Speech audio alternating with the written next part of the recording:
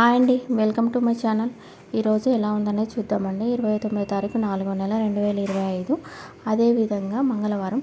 రేపు ఉదయం ఆచరించే పూజ 30వ తారీఖు 4వ నెల బుధవారం రోజు. రేపు అక్షయ తృతీయ రోజు ఉదయాన్నే ఆచరించుకునే పూజ చెప్పడం జరుగుతుందండి. మీరు కనుక నా ఛానల్ని కొత్తగా చూస్తున్న వారైతే సబ్స్క్రైబ్ చేసుకోండి. వీడియో నచ్చితే లైక్ చేయడం మాత్రం మర్చిపోకండి. ఈరోజు ఎలా ఉందనే చూద్దాం రండి. ఉత్తరాయణం, వసంత ఋతువు, వైశాఖ మాసం, శుక్లపక్షం, మంగళవారం. ఏ రోజు ద్వితీయ. కృతికా నక్షత్రం. కృతికా నక్షత్రం అంటే మహా ఉన్నతమైన నక్షత్రం అంట అండి. ఈరోజు దుర్గా అమ్మవారిని జపించాలంట అండి. ఈరోజు మంత్రబలంలో ఓం ధూమ్ దుర్గాయ నమః, ఓం ధూమ్ దుర్గాయ నమః, ఓం ధూమ్ దుర్గాయ నమః అనే నామాన్ని జపించుకోండి. ఇలా జపించడం వల్ల దుర్గతి దూరమై సద్గతి అనేది మనకు ప్రాప్తిస్తుందని మనలో ధైర్య సాహసాలు అనేవి పెరుగుతాయి. మనం ఏదైనా పని చేసినప్పుడు అది ముందుకు సాగట్లేదు అనుకుంటాం చూడండి, అలాంటి పనులు కూడా ఆటంకాలు లేకుండా ముందుకు అనేవి జరుగుతాయంట. ఈరోజు మంచి మాట అండి. మనుషుల్లో కొంతమంది ఉంటారంట, అసలు వాళ్ళకు ఏం తెలియనట్టుగా పసికందుల్లాగా మాట్లాడతారంట. అంటే మేము మొత్తం సత్యమే మాట్లాడతాము అన్నట్టుగా ఉంటారంట. అలా నటిస్తూ ఎదుటి వాళ్ళని నమ్మిస్తూ ఉంటారంట అండి. కానీ కఠినంగా మాట్లాడతారు చూడండి, సత్యం మాట్లాడేవారు ఎప్పుడు కానీ కఠినంగానే ఉంటారంట. మన కుటుంబాన్ని నిలబెట్టడం కోసము మన తల్లిదండ్రులు ప్రయత్నం చేస్తూ ఉంటారు. పిల్లలు సత్మార్గంలో వెళ్ళాలని వాళ్ళు చేసే ప్రవర్తనలను దండిస్తూ కఠినంగా మాట్లాడతారు. కానీ వాళ్ళు మన కుటుంబాన్ని చక్కదిద్దడం కోసమనే అలా చేస్తూ ఉంటారంట. ఏదైనా మనలో మార్పులు వచ్చినప్పుడు వాళ్ళు మనకి హెచ్చరిస్తూ అలా వెళ్ళొద్దు అని కఠినంగా చెప్తూ ఉంటారంట తల్లిదండ్రులు. అదేవిధంగా మనకి బాగా స్నేహితులు ఉంటారు కదా అండి, వాళ్ళు మనం మంచి మార్గంలో వెళ్ళాలని అప్పుడప్పుడు వాళ్ళు కూడా మనల్ని హెచ్చరిస్తూ కఠినంగానే మాట్లాడుతూ ఉంటారంట. మనకు నిజమైన స్నేహితులై ఉండి వాళ్ళు మనం మంచి మార్గంలో వెళ్ళాలి అని నిర్దేశించేవాళ్ళు. కానీ కొందరు ఉంటారంట, మనం ఏ పని చేసినా దాన్ని సమర్థిస్తూ వాళ్ళని ప్రోత్సహిస్తూ ఉంటారంట. వాళ్ళు ఏంటంటే మన జీవితాన్ని పాడు చేయాలని వాళ్ళు అలా కొంతమంది స్నేహితులు కూడా వాళ్ళని వెన్నంటే ఉండి అలా చేస్తూ వాళ్ళను ముందుకు నడిపిస్తూ ఉంటారంట. ఇందులో మంచి ఏంది, చెడ్డు ఏంది, ఎలాంటి వాళ్ళు ఏంటి అనేది మీ విఘ్నతకే వదిలేస్తున్నాను, అర్థం చేసుకోండి అని చెప్పడం జరిగిందండి. అదేవిధంగా మహాభారతంలో భీష్ముల వారు ఒక విధంగా అందరితోనూ ఒకే విధంగా ఉండేవారంట. మంచివారితో కానీ చెడ్డవారితో కానీ ఎవరితోటైనా కానీ ఆయన ఒకేలాగా మాట్లాడుతూ ఎవరిని తప్పు చేసినా వారిని సరిదిద్దడానికి ప్రయత్నం చేసేవాడంట. అదే సుయోధనుడు అంటే అతడికి మరో పేరు, సుయోధనుడికి దుర్యోధనుడు అని పేరంట అండి. సుయోధనుడు అని ఆయనకు మొదట పేరు ఉండేదంట, అతన్నే దుర్యోధనుడు అని కూడా పిలుస్తారంట. అసలు ఆ 100 మందిలో పెద్దవాడు ఈ సుయోధనుడే అంటే దుర్యోధనుడు. ఈయన లక్షణాలన్నీ దుర్గత బుద్ధులే కలిగి ఉండేవాడంట. అందుకే ఇతనికి దుర్యోధనుడు అని అన్ని దుష్ట బుద్ధులే ఉండేదంట. అందుకే అతన్ని దుర్యోధనుడు అని పిలిచేవారంట. అతనికి ఆ పేరు కూడా వచ్చిందంట. ముధిష్ఠిన అని ధర్మరాజుని పిలిచేవారంట. ముధిష్ఠిన అని ఆ ధర్మరాజుకి మరో పేరు. అతను మంచి పనులు, మంచి ఆలోచనలు, జాగ్రత్తగా పనులు చేసేవాడంట. అతడు ఏది చేసినా కానీ ధర్మాన్ని కాపాడేలాగా చేసేవాడంట. ధర్మరాజు అని అందుకే పేరు వచ్చిందంట. వాళ్ళిద్దరూ కలిసి ఎక్కడికైనా ప్రజల వద్దకు వెళ్ళి ఏదైనా ఒక చిన్న చర్చనీయకంగా విషయాన్ని ఉంచి వేదికగా అలంకరించినప్పుడు ఈ దుర్యోధనుడు మాత్రము ఎవరు ఏమి ప్రశ్నలు అడిగినా వాటికి చిన్నగా సమాధానం చెప్పి వాటిని పట్టించే విధంగా ఉండేవాడంట. కానీ ఈ ధర్మరాజు మాత్రం వాళ్ళు ఏ ప్రశ్న అడిగినా నెమ్మదిగా వాళ్ళ సందేహాలను సమాధానాలను తీర్చుతూ ధర్మరాజు సత్యమైన మాటలే మాట్లాడుతూ ఉండేవాడంట. కానీ ఈ దుర్యోధనుడు మాత్రం అలా చెప్పేవాడు కాదంట. ఆ దుర్యోధనుడి తల్లి గాంధారి అంట.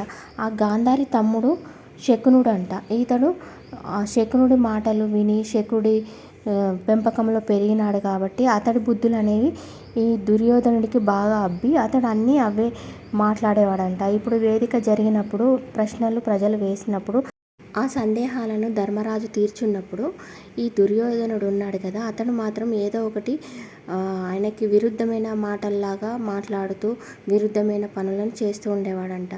అలా విరుద్ధమైన పనులను ఇలా చేసి ఆఖరికి దుర్గతి పాలైపోయాడంట దుర్యోధనుడు.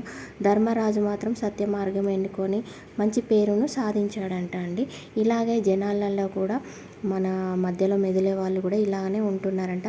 దాంట్లో ఏది మంచి ఏది చెడు అనేది మనం ఎన్నుకొని మనం ఆ మార్గంలో వెళ్ళాలని ఈరోజు మంచి మాటగా తెలియజేయడం జరిగిందండి.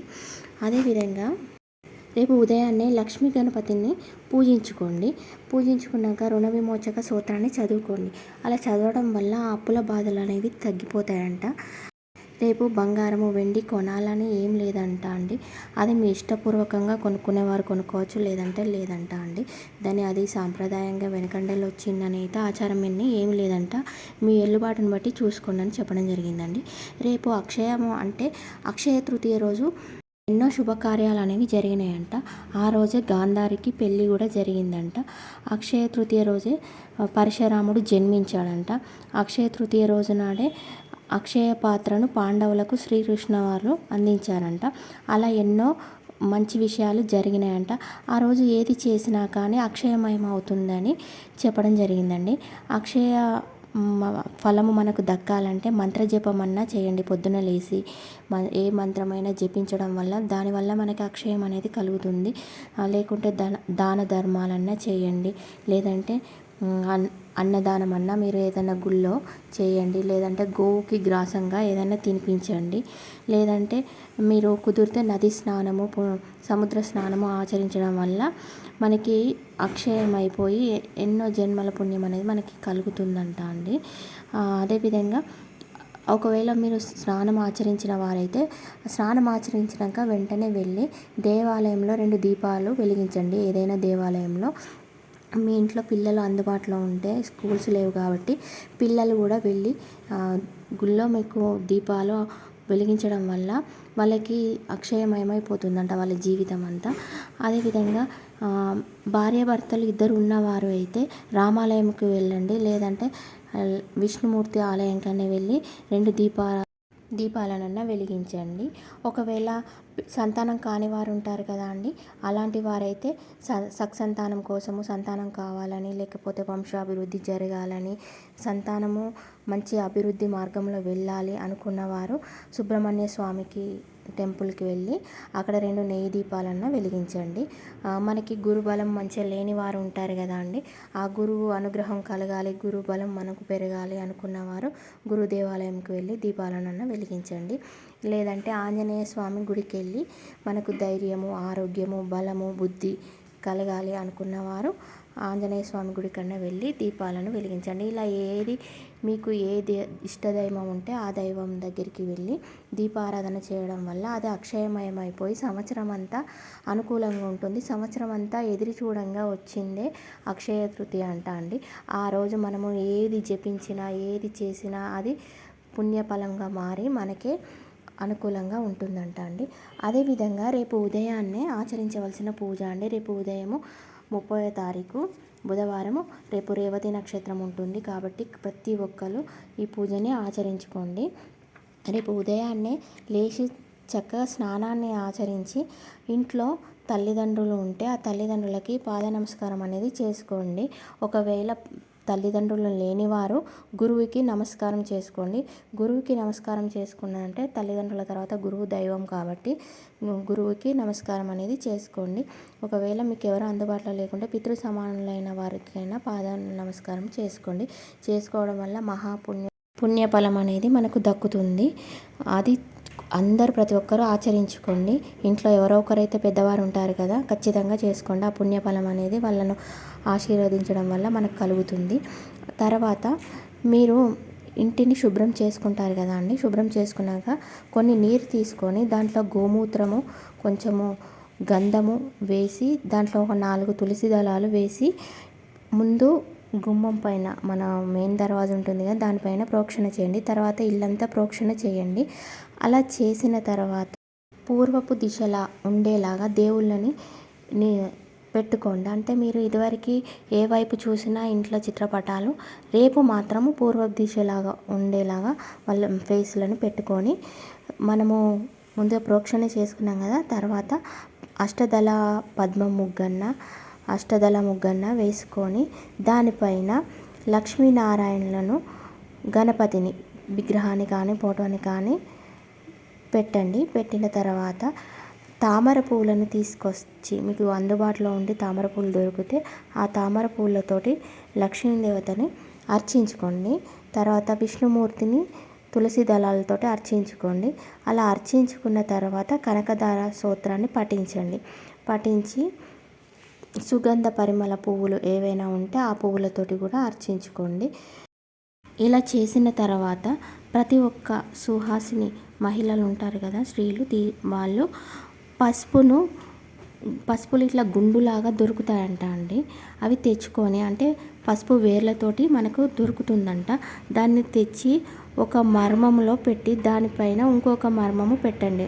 అది మనం తెచ్చుకున్న వేర్లతోటి పసుపు ఉంది కదా, దాన్ని ఒక మర్మంలో పెట్టాలంట. పెట్టి దానిపైన ఇంకొక దాన్ని పెట్టి మూతలాగా అది దేవుడి ముందు పెట్టి మహాలక్ష్మి రూపకంగా పూజించి, అమ్మ నేను సౌభాగ్యవతిగా ఉండాలి, నాకు కుటుంబ సభ్యులు అందరూ సౌభాగ్యవతుల్లాగా ఉండాలి, పూర్వం నుంచి దోషాలు ఏమైనా ఉంటే, మాకు ఎలాంటి దోషాలు ఏమైనా తగిలితే అవి తొలగిపోవాలి అని వేడుకోవాలంట.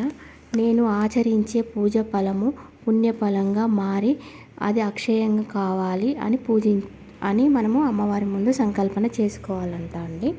ఆ తర్వాత దాన్ని కొంచెం నైవేద్యంగా తీసుకొని స్వీకరించాలంట.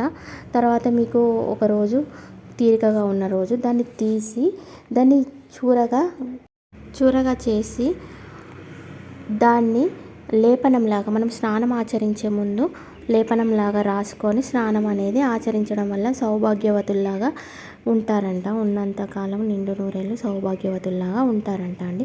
అదే ఆడపిల్లలు ఇంట్లో ఉన్నారనుకోండి, వివాహం వాళ్ళకి ప్రయత్నం చేస్తున్న వారికి వివాహ ప్రయత్నం అనేది కలుగుతుందంట.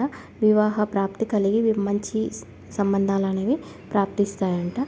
ఇలా చేసుకోండి, చాలా అద్భుతాలు అనేవి మనకి ఖచ్చితంగా జరుగుతాయంట మన జీవితంలో. ఇవి మంగళ స్నానము ఇలా ఆచరించడం వల్ల ఎన్నో అద్భుతాలు అనేవి మనకి కనబడతాయంట ముందు. అదేవిధంగా మన ఇంట్లో రేపు పిల్లలు ఉన్నారనుకోండి, పిల్లల చేత గణపతికి పూజించండి.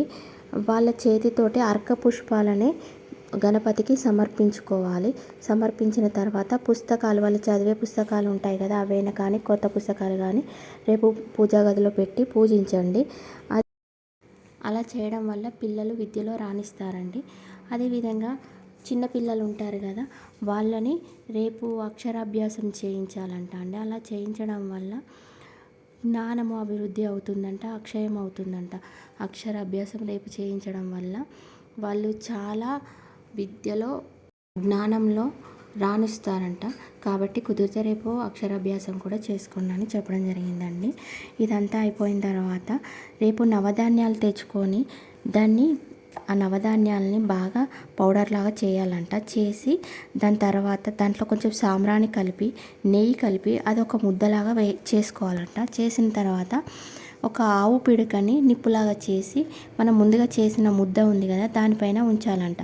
ఉంచి ఇల్లంతా పొగ వేయడం వల్ల దాని నుండి సకారాత్మక శక్తి అనేది విడుదలయ్యి దైవిక శక్తి అనేది పొందుతామంట. ఇలా విడుదలవ్వడం వల్ల మన ఇంట్లో అంతా దైవగుణాలు కలిగి ఉంటాము. కాబట్టి సంవత్సరం అంతా కూడా అక్షయమయంగా ఉంటుంది. ధన ధాన్యాలతోటి ఇంట్లో అభివృద్ధి చెందుతామండి. కుదిరితే ఇది కూడా చేయండి.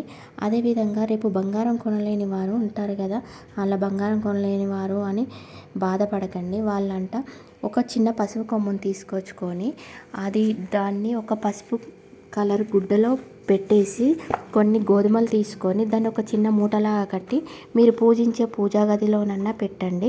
లేదంటే మనకి సింహద్వారం ఉంటుంది కదా, దానిపైన ఒక చిన్న మేకు కొట్టేసి దానికి మూటని కట్టి రోజు ఉదయాన్నే దానికి దీపము అంటే ధూపం చూయించాలంట, అగరబత్తులు అలా చూయించడం వల్ల మన ఇంట్లో సంవత్సరం అంతా ధనధాన్యాలతోటి అభివృద్ధి అనేది కలుగుతుందంట. మేము వచ్చే సంవత్సరంలోగానైనా మాకు బంగారం కొనుక్కునే శక్తిని ప్రసాదించండి అని సంకల్పం చేసుకోవాలంట దేవుడు ముందుగా పెట్టేసి. ఇలా చేయడం వల్ల మళ్ళీ నెక్స్ట్ ఇయర్ వరకు మనం ఇంట్లో బంగారం కొనుక్కునే స్తోమత అనేది పెరుగుతుందంట. ధనధాన్యాలు అనేవి అభివృద్ధి చెందుతుందంట. అదేవిధంగా మనము ఏదైనా బంగారం దొంగిలించబడినా, తాకట్టు పెట్టబడినా, మనం కొనుక్కోలేని స్థితిలో ఉన్నా కూడా అవన్నీ తొలగిపోయి మనకు ధనధాన్యములు అనేది సమృద్ధిగా లభిస్తుందంట. కుదిరితే అది కూడా చేసుకోండి. బంగారం కొనలేని వారు అని బాధపడకండి, ఇలా చేసుకోండి అని చెప్పడం జరిగింది.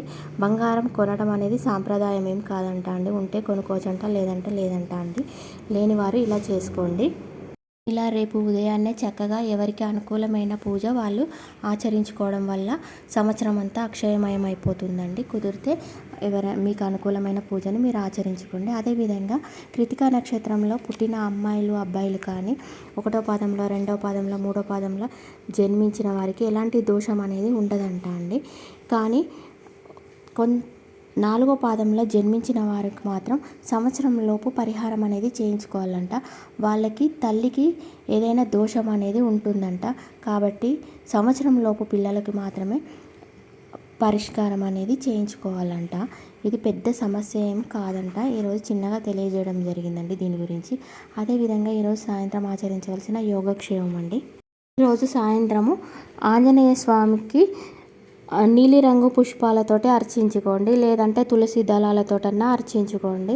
అది కుదరకుంటే దవనము మరువము ఆ 2 పత్రిలతోటి ఏదైనా ఒకదానితోటైనా అర్చించుకోండి. అలా అర్చించుకున్న తర్వాత సింధూరం తీసుకొచ్చి ఆ సింధూరంతో కూడా అర్చించుకోండి. ఇలా అర్చించుకున్న తర్వాత మీ ఇంట్లో చిన్నపిల్లలు ఎవరైనా ఉంటే వాళ్ళకి బాలారిష్ట దోషాలు కానీ బాలగ్రహ దోషాలు కానీ ఏమైనా ఉంటే వాళ్ళకి చిన్నవి ఆంజనేయ స్వామి ప్రతిమను వెండిది కానీ రాగిది కానీ ఇట్లా మనకి ఏది దొరికితే ఆ చిన్న ప్రతిమ తీసుకొచ్చి దాన్ని రేపు ఉదయాన్నే దేవుడి ముందట పెట్టి పూజించుకున్న తర్వాత అది తీసి 5 ఏళ్లలోపు వయసు గల పిల్లలకి మెడలో ధారణ చేయండి. ఇలా చేయడం వల్ల బాలారిష్ట దోషాలు ఏమైనా ఉన్నా బాలగ్రహ దోషాలు ఏమైనా ఉన్నా తొలగిపోతాయండి. ఆంజనేయ స్వామి అనుగ్రహం అనేది వాళ్ళపైన ఉంటుంది, మన పైన కూడా ఉంటుందండి. కుదిరితే ఈ యోగక్షేమాన్ని అందరూ ఆచరించుకోండి. వీడియో నచ్చితే లైక్ చేయడం మాత్రం మర్చిపోకండి. కొత్తగా నా ఛానల్ చూస్తున్న వారైతే సబ్స్క్రైబ్ చేసుకోండి. Thank you for watching.